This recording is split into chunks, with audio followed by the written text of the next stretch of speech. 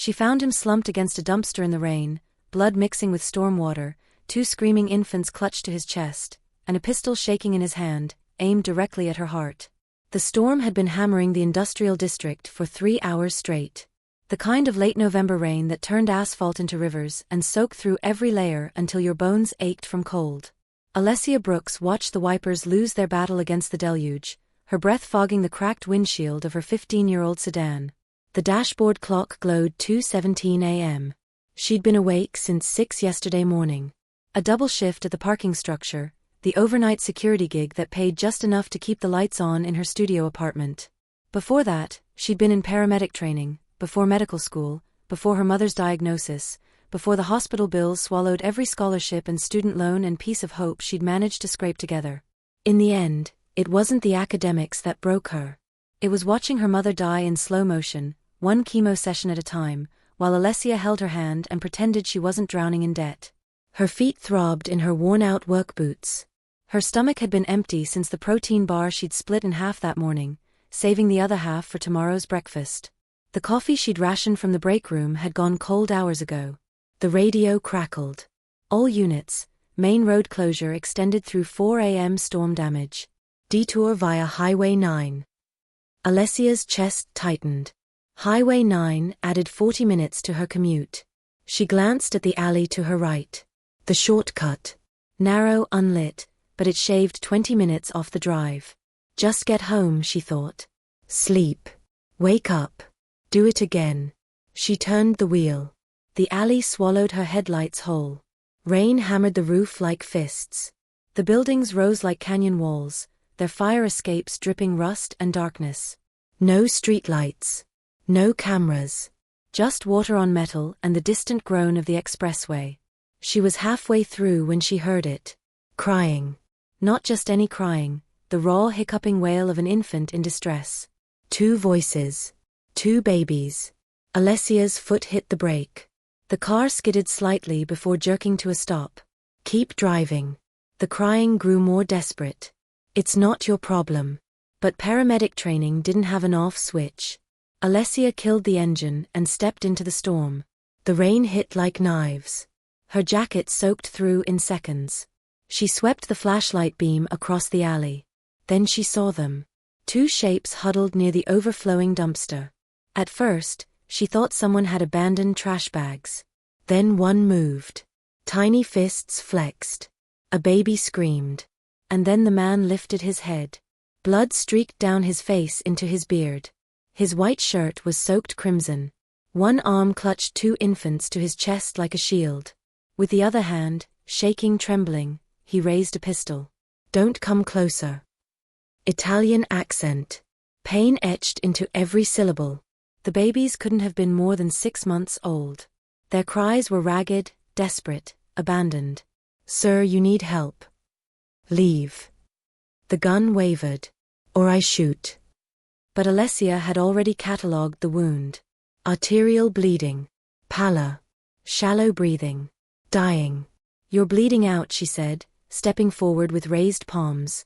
If you shoot me, your kids die next. Something flickered in his eyes. Rage. Fear. Then acceptance. The gun clattered to the wet pavement. If you're already hooked by this story, do me one favor, hit that subscribe button for undiluted love stories right now. We pour our hearts into bringing you the most intense, emotional, binge-worthy stories every single day, but we can only keep going with your support. Now, back to Alessia's impossible choice. Alessia's knees hit the ground beside him. Her hands pressed against his shoulder. Warm, wet, arterial blood. The wound was still bleeding. His skin was ice. You need a hospital. I need to call 911. No. His jaw clenched. No police. No hospital. They'll find my children. The babies screamed. The sound tore at something primal in her chest. She looked past him. No cars. No help. Just darkness. He wasn't hiding here. He was trapped. If I'd just known more. If I'd just been faster. Please. His eyes, dark, almost black, locked on hers. Please. My children. Alessia looked at the babies. At this dying man still holding them with everything he had left. At the empty alley and the storm and the blood. Every rational thought screamed run. But she thought of her father's last words, "Don't let them go, Alessia." "Okay. But we're moving now. Can you stand?" He nodded. Probably a lie. She grabbed the first infant, a boy with dark hair, and tucked him inside her jacket. Then the girl. Both quieted against her warmth. She slid her shoulder beneath his uninjured arm. "On 3. My car is 40 feet away. You're going to make it. 1, 2, 3. They rose together. His weight nearly buckled her. 6'2", solid muscle. He bit back agony. Step by agonizing step. Her lungs burned. Her legs shook. She kept talking. "I'm Alessia. Alessia Brooks. I'm a paramedic. Well, I was. I dropped out. But I remember enough. God, I hope I remember enough." They reached the car. She shoved the passenger seat back and eased him down. He collapsed with a grunt. The babies squirmed against her chest. She buckled them into the back seat using her jacket as a makeshift nest, then slammed into the driver's seat. The engine coughed to life. 20 minutes later, she was dragging him up 3 flights of stairs to her studio apartment above the abandoned bakery. The twins cried. He bled. She prayed nobody opened their doors.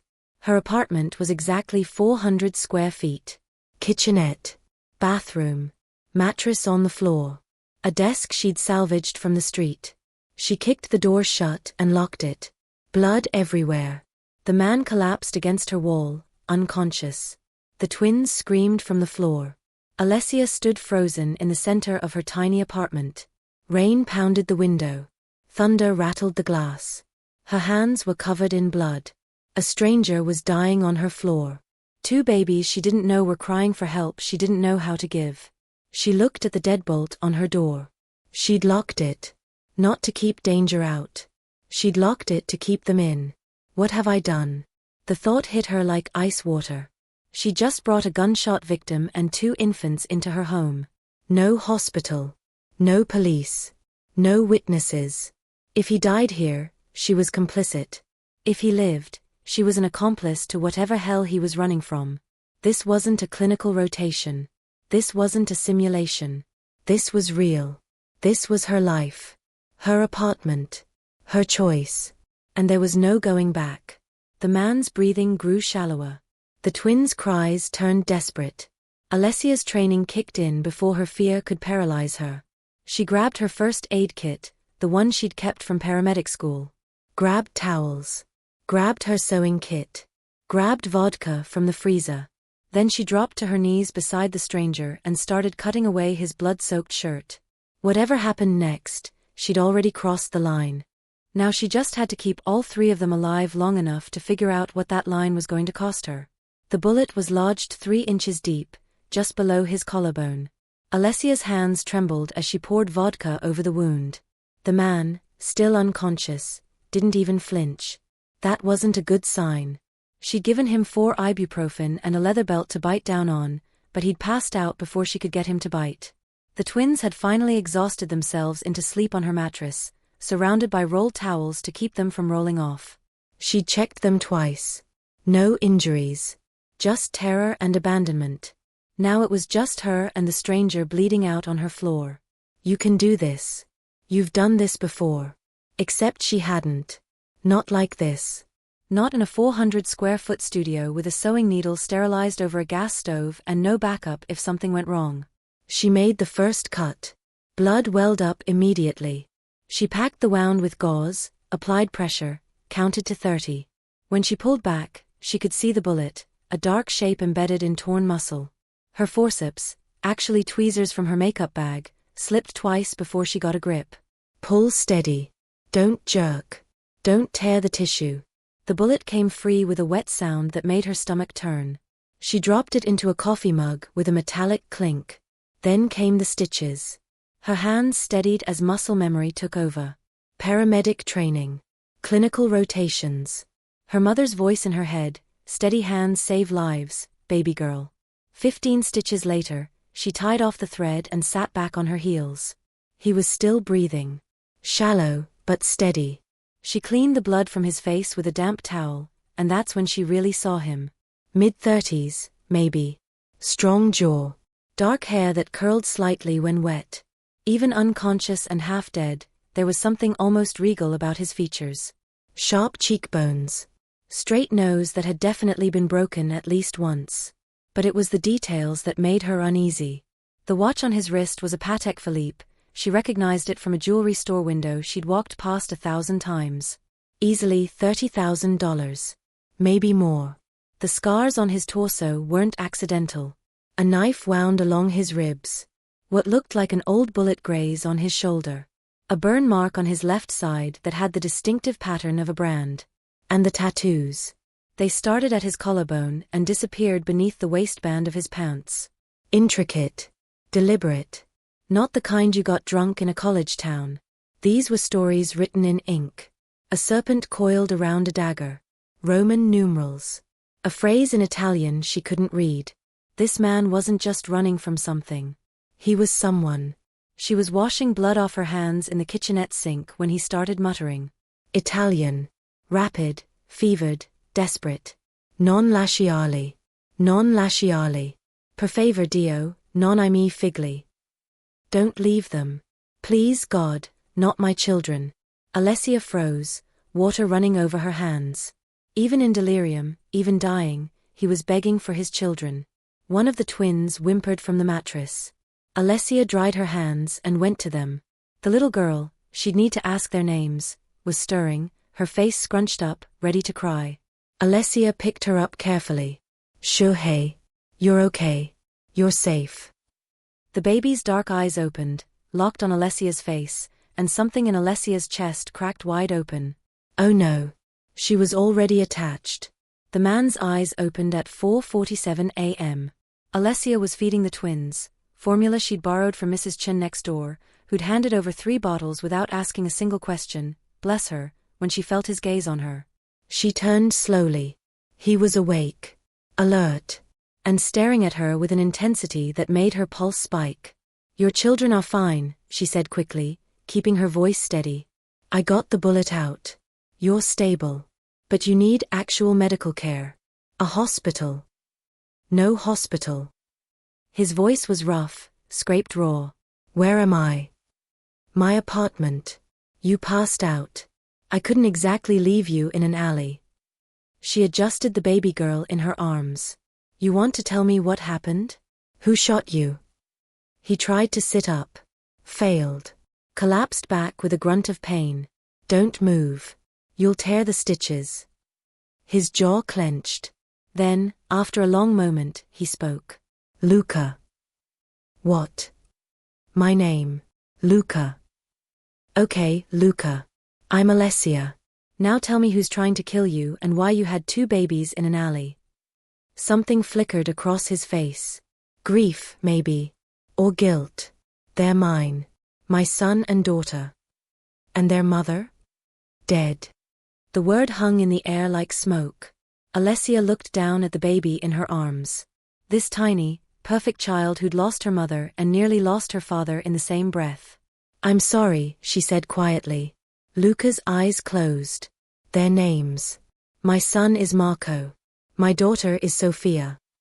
Marco and Sophia, Alessia repeated, testing the names. The little girl, Sophia, made a small sound against her chest, and Alessia's heart clenched again. You saved us, Luca said, his eyes opening again. Why? I'm a paramedic. Was a paramedic. It's what we do. You didn't call the police. You asked me not to. Most people would have anyway. Alessia met his gaze. I'm not most people. Something passed between them then. Understanding, maybe. Or recognition. 2 people who'd both lost too much and landed in an impossible moment together. Luca's hand moved slowly to his chest, feeling the bandages. You have medical training. 2 years of med school. 1 year of paramedic training. I dropped out. Why? Money. Life. Does it matter? It matters to me. You saved my children. The way he said my children, like they were the only things in the world that mattered, made something twist in Alessia's stomach. She stood, still holding Sophia. You should rest. We'll figure out what to do in the morning. You don't understand what you've done, Luca said quietly. By helping me. By bringing me here. Enlighten me. You've made yourself a target. The words hit like ice water. Before Alessia could respond, her phone buzzed on the counter. A notification from the parking structure security system. Badge access denied. Credentials invalid. Her stomach dropped. What? She set Sophia down carefully and grabbed her phone. Pulled up the security app. Her employee badge, the one she'd used just hours ago, was showing as deactivated. No. Not deactivated. Cloned. Her hands started shaking. She pulled up the alley camera feeds from tonight. The ones that should have recorded everything. All of them were offline. Timestamps showed they'd been disabled at 1:53 a.m. 24 minutes before she'd entered the alley. No, she whispered. No, no, no. What is it? Luca's voice was sharp now, alert. Alessia looked at him, her blood turning to ice. My security badge. It was cloned. The alley cameras were disabled before I even got there. Her voice cracked. I wasn't just there by accident, was I? Luca's expression darkened. No, he said quietly. You weren't. What does that mean? Why would someone? They needed a witness. Someone on record. Someone who would be seen helping me. Why? To draw me out. To make me predictable. His eyes locked on hers. They used you as bait, Alessia. The room tilted. Who's they? People who want my family dead. Then we call the police. Right now. The police can't help you. Not against them. Against who? Alessia's voice rose. You need to tell me what's happening. Luca was quiet for a long moment. Then he spoke, his voice low and dangerous. They didn't miss tonight, Alessia. They never miss. If I'm still alive, it's because they wanted me alive. And if they used you to find me. He didn't finish. He didn't have to. Alessia looked at the deadbolt on her door. At the twins sleeping on her mattress. At the stranger bleeding on her floor who just told her she was bait in a trap she didn't understand. Thunder rumbled outside. And somewhere in the distance, a car engine cut off. Silence. Luca's eyes snapped to the window. They're here, he whispered. Alessia's heart stopped. What do you mean they're here? Luca was already moving, ignoring the pain, ignoring the stitches pulling tight across his shoulder. He pushed himself upright against the wall, his face going white with the effort. The lights, he hissed. Turn off the lights. Alessia didn't argue. She hit the switch.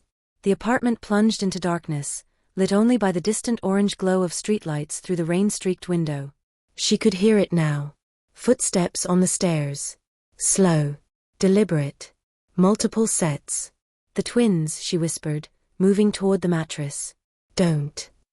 Luca's hand shot out, gripping her wrist. Don't move. Don't make a sound. They froze. The footsteps reached her floor. Stopped outside her door.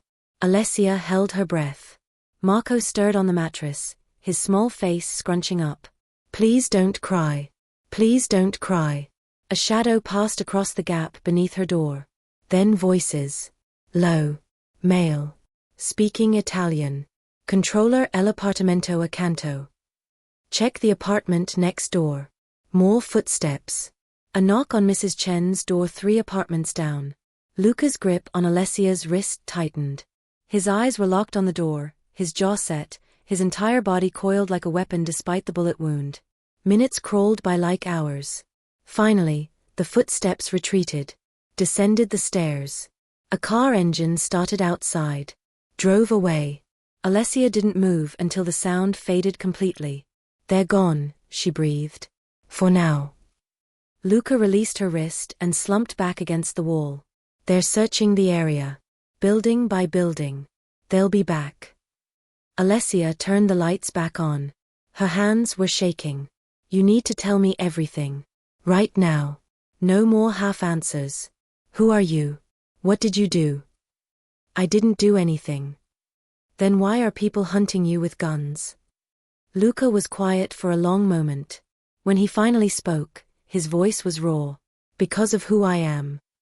And who are you? Don Luca Moretto. The name meant nothing to Alessia. She stared at him, waiting. Luca's laugh was bitter. You really don't know, do you? Should I? Most people would. He met her eyes. I'm the head of the Moretto Syndicate, one of the oldest crime families in northern Italy. My family controls everything from Sicily to Milan. Politicians, judges, ports. When people need something done quietly, they come to me. The words hung in the air. Alessia took a step back. You're in the Mafia. I am the Mafia. In Italy, my name makes cabinet ministers disappear. My word is law in 12 cities. Rivals don't just lose, they vanish without bodies. Alessia's mind reeled. The expensive watch. The scars. The tattoos. The way men were hunting him like an animal. You're a criminal. Yes. A killer. His jaw tightened. Yes. And you brought that into my home. Into my life. I didn't bring it anywhere. They did. His eyes blazed. I was betrayed by my own consigliere. My second in command. A man I trusted like a brother. He sold us out to a rival family. Your wife. Assassinated. 3 weeks ago. His voice cracked. She was holding Sofia. They shot her in our home. In front of our children. Marco and Sofia watched their mother die. Alessia's hand flew to her mouth. The twins are the last blood heirs of the Moretto dynasty, Luca continued. If they die, my family's line ends. My enemies don't just want me dead, they want my entire bloodline erased from history. You need to leave. Alessia's voice was cold. Right now. Take your children and get out of my apartment. Alessia. I'm not dying for a mobster. I'm not getting killed because you dragged me into your war. You're already in it. Luca's voice rose, then cracked with pain. The moment you helped me, the moment they saw you, you became part of this. They used you. They know your face. Your name. Where you live. Then I'll go to the police. And tell them what? That you performed surgery on a mafia boss in your apartment? That you didn't call for help? You'll be arrested. Or worse, my enemies have people in the police. You go to them, you're signing your own death warrant. Alessia wanted to scream. To throw something. To rewind the last 6 hours and take the long way home. Instead, she sank onto the edge of her mattress, her head in her hands. I was just trying to help, she whispered. I saw babies crying and a man dying and her voice broke. I just wanted to help. When she looked up, Luca was watching her with an expression she hadn't seen before. Grief. Real, raw, devastating grief. I know, he said quietly. I know what it's like to just want to save someone. To do the right thing and have it destroy everything. Your wife. He nodded. Isabella. She wasn't part of this life. She was a teacher. Children's literature. We met at a charity gala. She had no idea who I was at first. A ghost of a smile crossed his face. When she found out, she almost left. But she stayed. She said she saw something in me worth saving. Was she right? I don't know anymore. He looked at the twins sleeping peacefully on the mattress. But she gave me them. Marco and Sofia. The only good things I've ever created in this world. Alessia followed his gaze. The babies looked so small. So innocent. So unaware that their entire world had been burned to the ground. The night I found you, she said slowly. In the alley. You were trying to protect them. I'll always protect them. Even if it kills me. It almost did. And it will again. And again. Until either I'm dead or they're safe. His voice hardened. That's why I need you to listen very carefully. You saved my life tonight. You saved my children. I will never forget that. But this isn't over. They'll keep coming. And when they do, A sound from outside stopped him cold. Not footsteps this time. A soft thud against her apartment door. They both stared at it. "Don't open it," Luca whispered. But Alessia was already moving. She grabbed a kitchen knife, stupid, useless, but it made her feel less helpless, and crept toward the door. She looked through the peephole. Nothing. Empty hallway. Slowly, she unlocked the deadbolt and cracked the door open. A stuffed animal sat on her doormat. A small brown teddy bear, slightly wet from the rain. Alessia bent down and picked it up. It was soft. New. The kind you'd buy at a pharmacy checkout. "What is it?" Luca asked from across the room. "Just a stuffed bear. Someone must have left it by mistake." Her fingers found something hard inside the bear's stomach. She squeezed. There was a device inside. Small. Rectangular.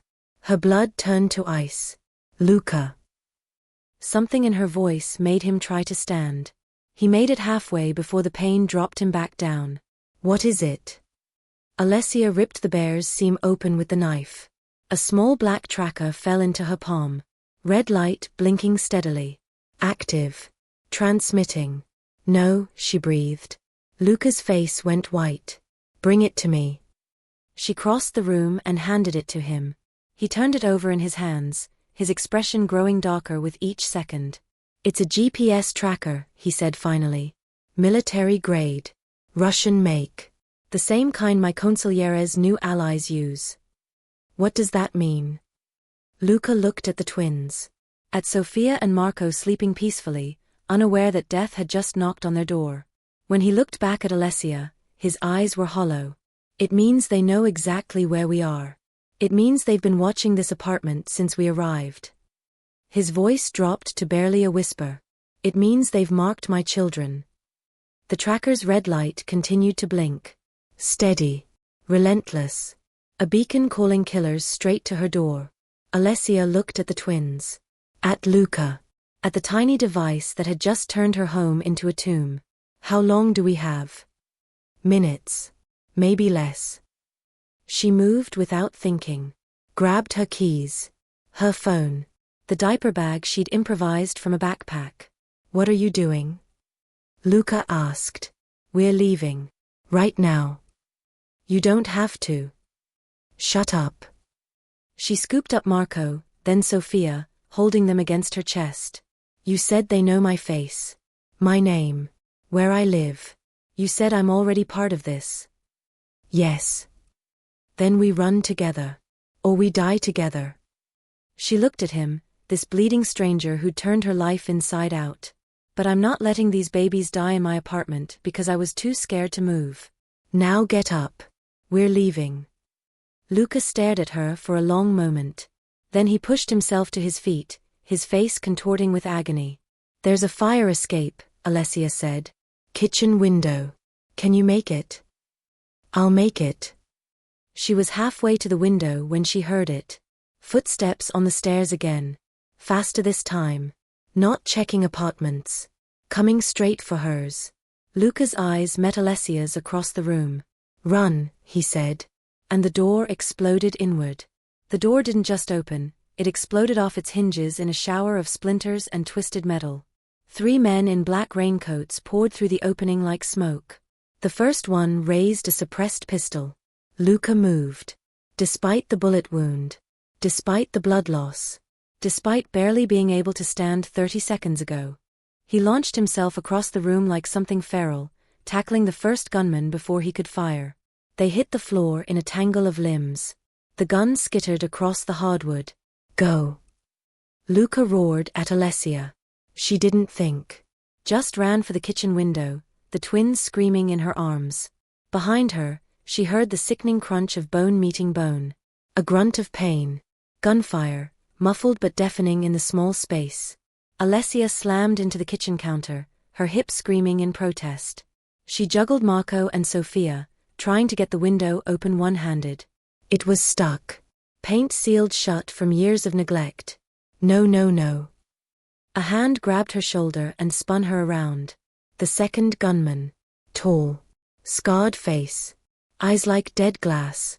He raised his weapon toward the twins. Alessia didn't remember grabbing the cast-iron skillet from the stove. Didn't remember swinging it.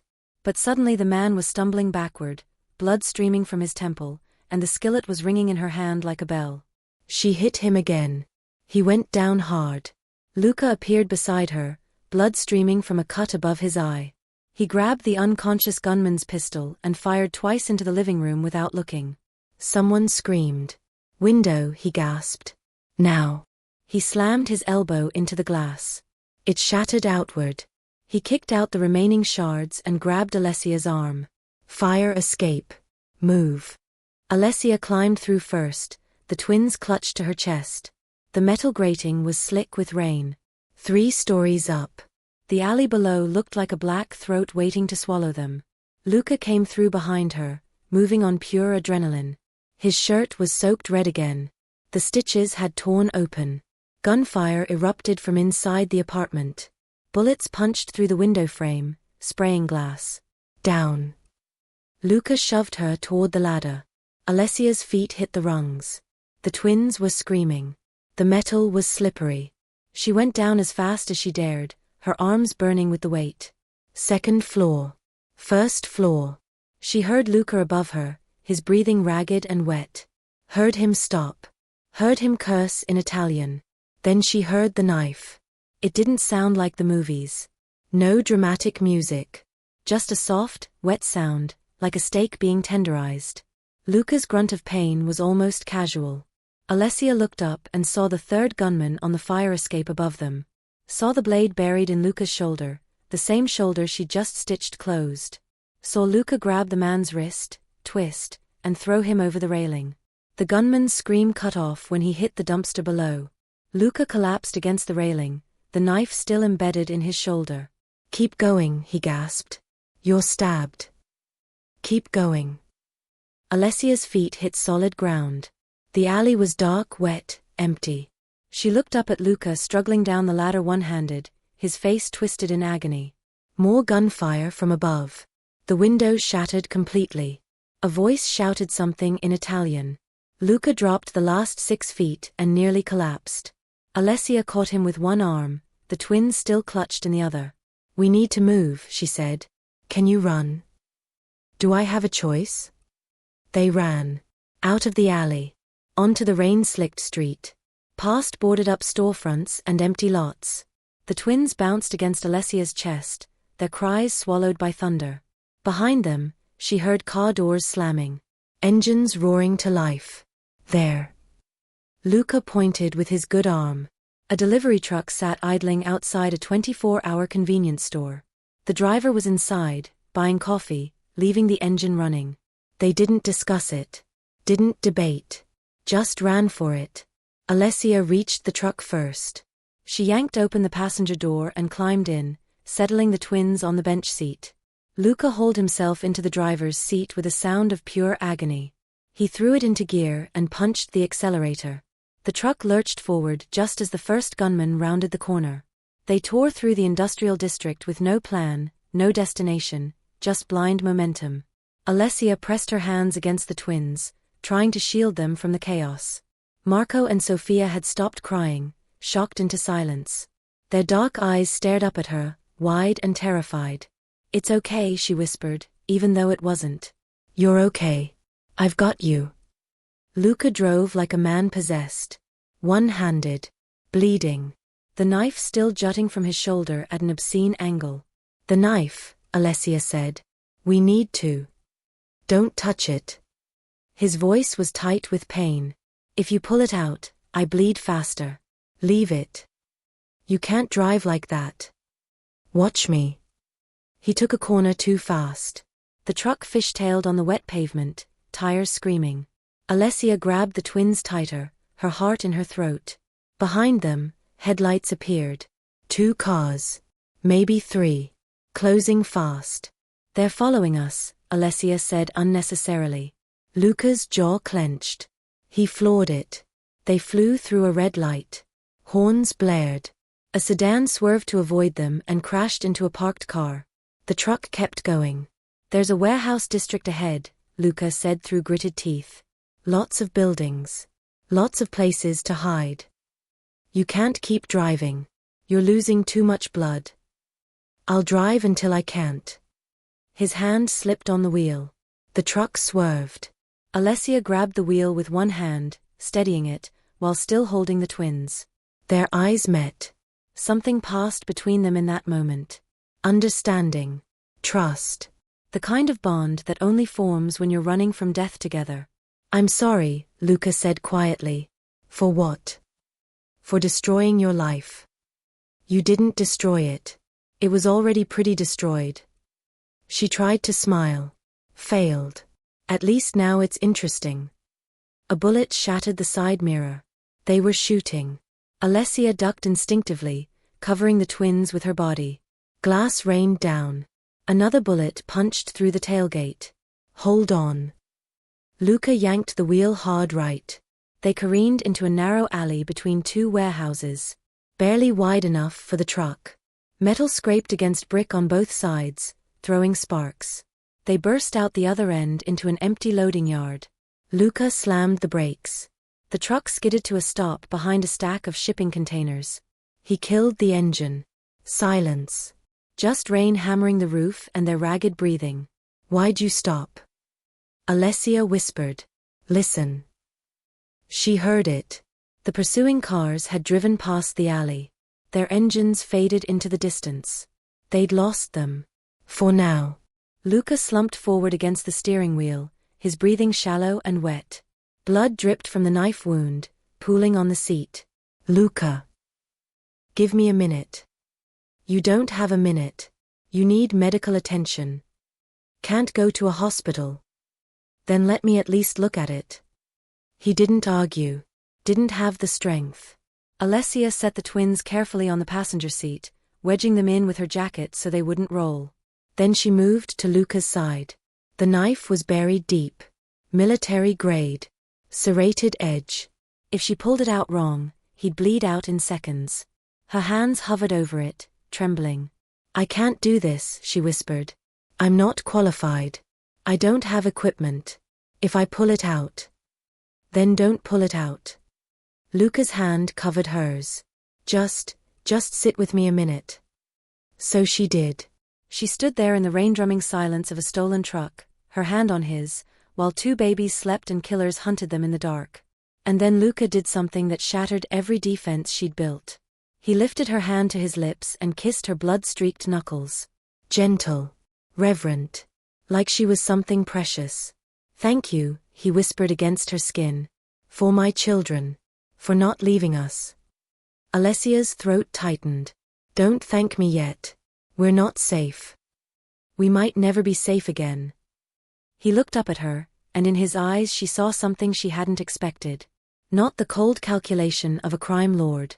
Not the ruthless killer he claimed to be. Just a father. Broken. Desperate. Grateful. But because of you, he continued, they're alive. That's enough. He pressed his forehead against her hand. And Alessia realized with sudden terrifying clarity that she was in far more danger than she'd thought. Because somewhere between the alley and the knife and the running, she'd started to care. Not just about the twins. About him. Miles away, in a penthouse overlooking the city, a phone rang. A man in an expensive suit answered. Listened. His expression darkened. They escaped. His voice was ice. How? The voice on the other end spoke rapidly in Italian. I don't care about excuses. I care about results. He walked to the window, looking out at the rain-drenched city. Moretto has the woman now. She's leverage. Find them. Use every resource we have. A pause. And if she gets in the way? He smiled. It didn't reach his eyes. Burn the city if you must. But bring me those children. He ended the call. In the reflection of the window, his face was a mask of cold ambition. The hunt had just begun. In the stolen truck, Alessia pulled back from Luca, her hand still tingling where he'd kissed it. We can't stay here, she said, forcing her voice steady. I know. We need supplies. Medical equipment. Formula for the twins. I know. And you need to tell me where we're going. Because running blind is going to get us killed. Luca was quiet for a long moment. Then he started the truck. "There's a place," he said. "A marina on the industrial waterfront. Abandoned office. I used it once before when Isabella and I needed to disappear for a while." "Is it safe?" "Safer than here."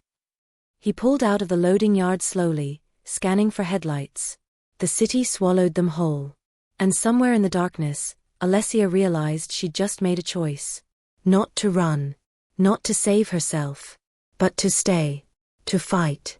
To protect two babies who weren't hers and a man she barely knew but somehow couldn't abandon. She'd crossed more than a line tonight. She'd crossed into a war. And there was no going back. The marina office was exactly as abandoned as Luca promised. Peeling paint. Broken windows covered with plywood. A desk rotting in the corner. But it had a roof, a door that locked, and most importantly, it was off the grid. Alessia set the twins down on a salvaged blanket while Luca collapsed against the wall, his face gray with blood loss. The knife was still in his shoulder. They'd stopped at a 24-hour pharmacy 3 blocks back. Alessia had run in with a hood pulled low, grabbed formula, diapers, bandages, and bottled water with the last of her cash. Now, in the dim light of a battery-powered lantern, she finally pulled the knife free. Luca bit down on a leather belt and didn't scream. Barely. Blood poured. Alessia packed the wound, applied pressure, stitched again with trembling hands. When she finished, Luca was unconscious, his breathing shallow but steady. The twins were miraculously quiet. Fed, changed, exhausted. They lay on the blanket, their tiny hands occasionally reaching for each other in sleep. Alessia sat between them and Luca, keeping watch. The rain had stopped. Dawn was maybe 2 hours away. She should have been terrified. Should have been planning her escape. Instead, she found herself watching Luca's chest rise and fall, making sure he kept breathing. What's wrong with me? 3 days ago, she'd been nobody. A washed-out med student working night security to pay rent. Now she was a fugitive harboring a Mafia boss and his children, running from killers, performing emergency surgery in abandoned buildings. Her old life felt like a dream. This, the blood, the fear, the impossible choices, this felt real. She must have dozed off, because she woke to Marco crying. Not his normal hungry cry. Something was wrong. Alessia scrambled over to him. His face was red, his body rigid. His eyes rolled back. Marco? Marco, baby, what's? Then Sophia started. The same rigid posture. The same rolling eyes. Seizures. No. No, no, no. Alessia's hands flew over them, checking vitals, looking for injuries. Luca. Luca. He jerked awake with a gasp. What? Something's wrong with the twins. They're seizing. Both of them. Luca tried to stand. Failed. Tried again. Made it to his knees and crawled over to them. His face went white. What did you give them? His voice was sharp, dangerous. Just formula. The bottles from the pharmacy. She stopped. The bottles. She'd left them in the truck when they'd stopped for gas. Had gone inside to use the bathroom. Maybe 3 minutes. 4 at most. Oh God. Her hands started shaking. The bottles. I left them. Someone could have. She grabbed one of the half-empty bottles. Sniffed it. Almonds. Faint. Almost imperceptible. But there. Cyanide, she whispered. Alessia's medical training slammed into overdrive. Cyanide poisoning. Ingested. Both infants. Onset of symptoms within minutes. Without treatment, death in 15 to 20 minutes. Without a hospital, impossible. She had no antidote. No sodium thiosulfate. No hydroxycobalamin. No equipment. No oxygen. Nothing. Just her hands and fading memories of a toxicology class she'd barely passed 2 years ago. Marco's seizure intensified. Foam appeared at the corner of his mouth. Do something. Luca's voice broke. Save them. I'm trying.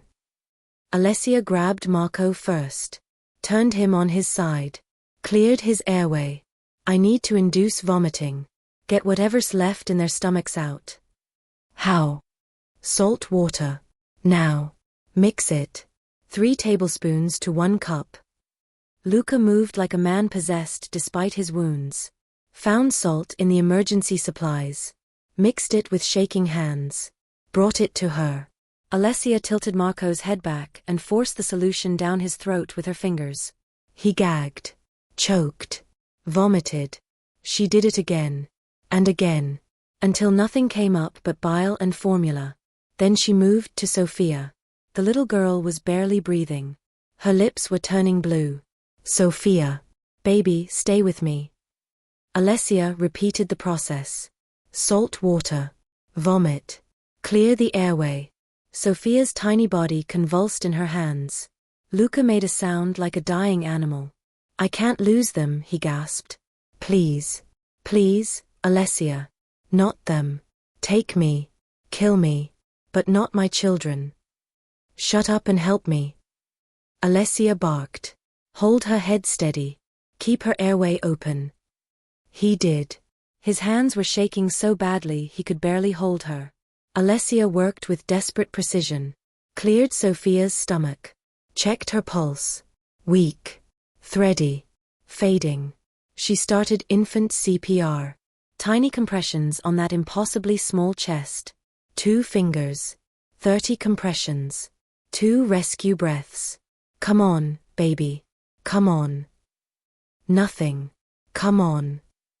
Marco started breathing easier. The seizures stopped. He coughed, cried, sucked in air. 1 down. But Sophia. Sophia wasn't breathing. Alessia checked for a pulse. Found 1. Barely there. But her lungs weren't working. No. Alessia positioned her mouth over Sophia's nose and mouth. Breathed. Tiny puffs of air. Watched the small chest rise. You don't get to die. You hear me? You don't get to leave him. Not like this. Breathe. Compress. Breathe. Compress. Luca was praying in Italian. Rapid, desperate, incoherent. Dio, per favor. Prendimi in vis. Per favor. God, please. Take me instead. Please. Alessia kept going. Her arms burned. Her lungs ached. She'd been doing CPR for 2 minutes. 3. 4. Infant brain damage occurred after 4 minutes without oxygen. Sophia. Please. 5 minutes. 6. Luca's prayers turned to sobs. And then Sophia coughed. A wet, choking sound. Her chest expanded on its own. She sucked in air. Coughed again. Screamed. That beautiful, terrifying, alive scream. Alessia collapsed backward, her entire body shaking. She's breathing. She's breathing. Luca grabbed Sophia, pulled her to his chest, and broke. Not the controlled grief of a man used to loss. Complete devastation. He sobbed into his daughter's hair while she screamed and kicked and lived. Marco crawled over to him, and Luca pulled him close too. Both twins clutched against his chest while he shook with the force of almost losing them. Alessia just sat there, her hands covered in vomit and tears, watching a Mafia boss fall apart. After a long time, Luca looked up at her. His face was destroyed. Raw. Every wall he'd ever built completely shattered. You saved them. His voice was hoarse. Again. You saved my children again. I'm a paramedic. It's what? No. He set the twins down gently on the blanket. Then he did something that stopped Alessia's heart. He got on his knees in front of her. Luca Moretto, don of the most feared crime family in Italy, knelt before her like a supplicant. I owe you everything. His voice shook. My life. Their lives. Everything I have, everything I am, it's yours. The Moretto Empire. My resources. My men. My money. Name it. It's yours. Luca, get up. I'm serious. I will give you anything. Everything. He grabbed her hands. Millions. Billions. Properties across Europe. Protection for life. Anything you want. I don't want your money. He froze. What? I don't want your empire or your resources or your protection. She pulled her hands free and cupped his face, forcing him to look at her. I want you to stop almost dying. I want these babies to be safe. I want one moment where we're not running from people trying to kill us. Alessia. I didn't save them for a reward. I saved them because they're innocent. Because they deserve to live. Because, her voice cracked. Because I couldn't let them go. Luca stared at her like she was something miraculous. Something he couldn't understand. Then he kissed her. Not gentle. Not tentative. Desperate. Claiming. Grateful. His hands tangled in her hair. Her hands gripped his shoulders, careful of his wounds. They kissed like people who'd stared death in the face and decided to steal something beautiful anyway. When they finally broke apart, both breathing hard, Luca pressed his forehead against hers. I don't deserve you. Probably not. But I'm keeping you anyway. Arrogant. Practical. He pulled back enough to look at her. They'll keep coming. They'll keep trying. Until they succeed or until I'm dead. Then we keep running. For how long? As long as it takes. Something shifted in his expression. A decision made. There's something you need to know, he said quietly. About what's coming next. What? They'll change tactics. Poison didn't work. Direct assault didn't work. So they'll find another pressure point. Alessia's stomach dropped. What kind of pressure point? Luca's eyes were dark with knowledge he didn't want to share. They'll come with someone you love. The words hung in the air like smoke. I don't have anyone, Alessia said. My parents are dead. I don't have siblings. No close friends. There's no one they can use against me. Are you sure? Alessia opened her mouth to say yes. Then stopped. Because there was someone. One person. Her older brother, Evan. They hadn't spoken in 3 years. Not since their parents' funeral. Not since he disappeared into addiction and debt and refused her help. But he was still family. Still her brother. No, she whispered. They wouldn't. He's nothing to me now. Blood is always something. Luca touched her face. And they'll use it. Outside, dawn was breaking.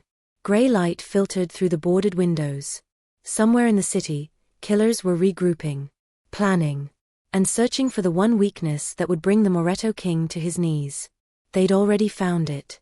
Her name was Alessia Brooks.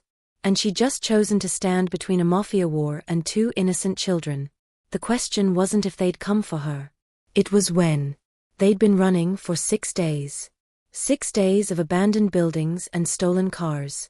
6 days of feeding the twins with formula bought from gas stations at 3 a.m. 6 days of Alessia changing bandages, while Luca stood watch with weapons he'd acquired from sources she didn't ask about. Now they were here. A rail yard on the edge of the city. The plan was simple. Hijack a freight car heading north, disappear across the border, vanish into the network of safe houses Luca claimed still existed. It should have worked. The rail yard was massive. Hundreds of shipping containers stacked like a steel maze. Freight cars lined up on a dozen tracks. The sound of distant engines and coupling mechanisms echoed through the darkness. Alessia carried Sofia while Luca held Marco. They moved through the shadows between containers, heading for the northbound freight line. They were 50 yards from the engine car when Alessia heard the safety click off. Multiple safeties. Multiple guns. Don't move, Moretto. The voice came from behind a shipping container. American accent. Professional. Cold. Luca stopped. His entire body went rigid. Men emerged from the shadows. 8 of them. Maybe 10. All armed. All trained. They'd been waiting. Put the children down, the voice continued. Step away from the woman. Make this easy. You know I can't do that, Luca said quietly. Then we do this the hard way. Alessia's heart hammered. She held Sofia tighter. The baby stirred against her chest, sensing the tension. Luca's eyes scanned the rail yard, looking for exits. Finding none. Alessia, he said softly. When I move, you run. Straight for that engine car. Don't stop. Don't look back. Luca. Promise me. I'm not leaving you. Promise me. Before she could answer, gunfire erupted. Not from the men surrounding them. From above. A sniper on top of a shipping container opened fire on Luca's position. Bullets tore through metal. Sparks flew. Luca Dove left, still holding Marco, rolling behind a freight car wheel. Alessia ran right, clutching Sofia, her feet pounding against gravel. More gunfire. Shouting. Men closing in from all sides. She made it 10 feet before someone grabbed her from behind. Strong arms locked around her waist. A gun pressed against her temple.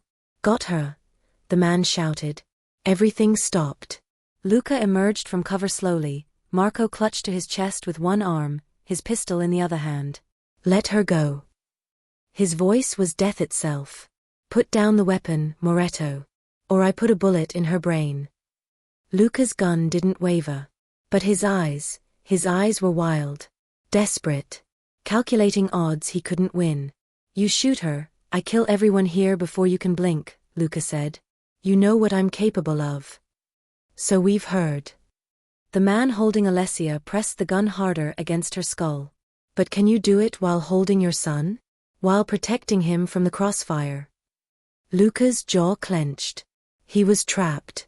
And they knew it. Put down the gun, the man repeated. Last chance. The weapon in Luca's hand slowly lowered. And then Alessia heard her name. Not from the men surrounding them. From behind them. A voice she hadn't heard in 3 years but would recognize anywhere. Alessia.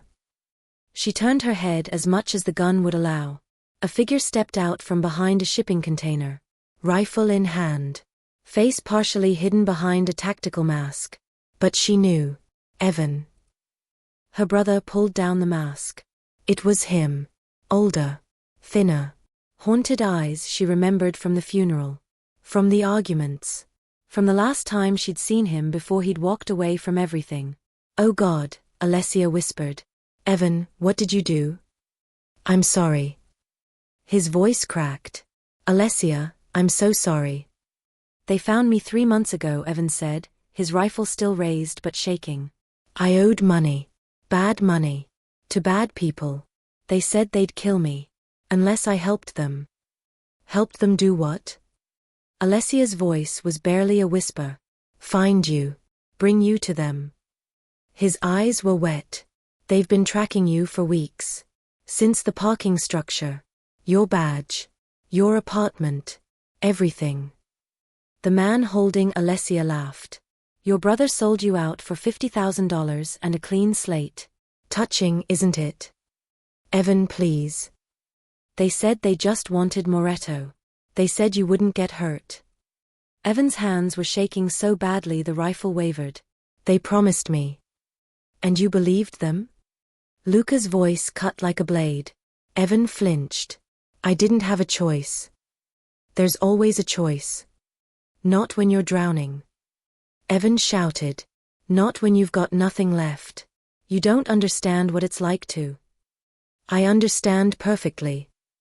Luca's eyes were black holes. You chose money over family. Survival over honor. It's the choice cowards always make. Enough talking.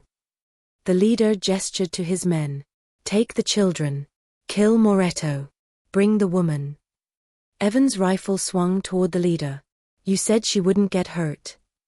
Plans change. No. Evan's voice hardened. The deal was Moretto only. Leave my sister alone. Or what?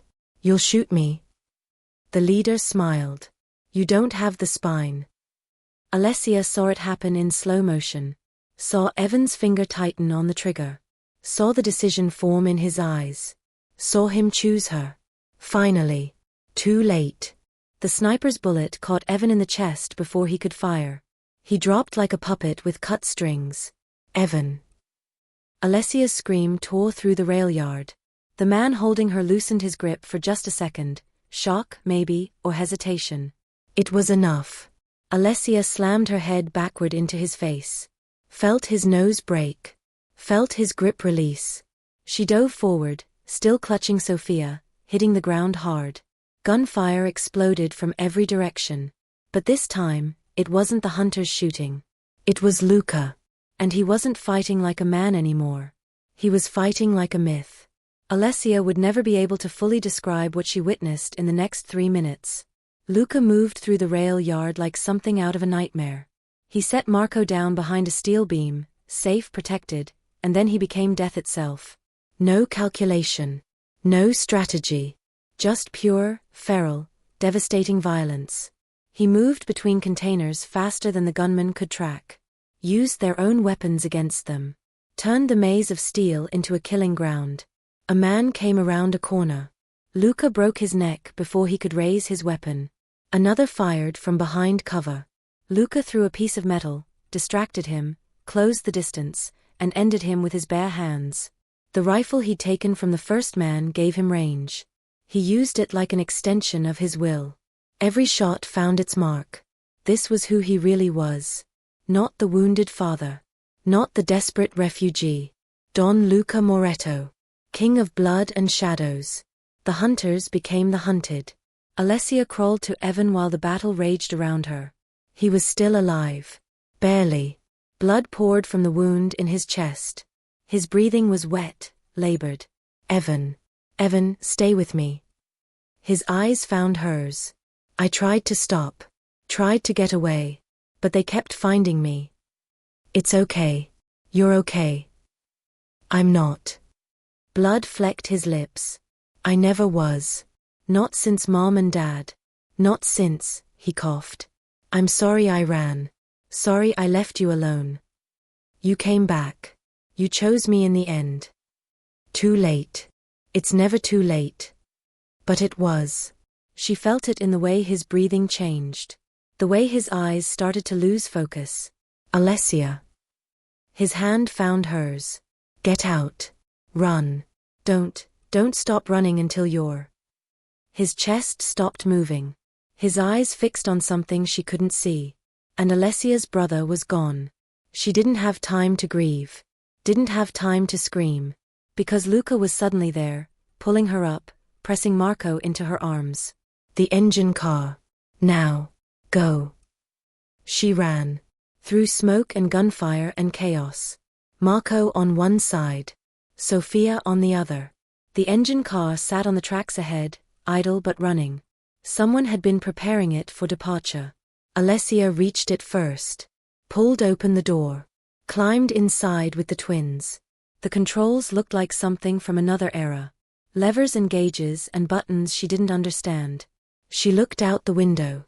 Luca was fighting 3 men at once. Bleeding from a dozen new wounds. Moving on pure will. He saw her. Their eyes met across the rail yard. And she saw him make a choice.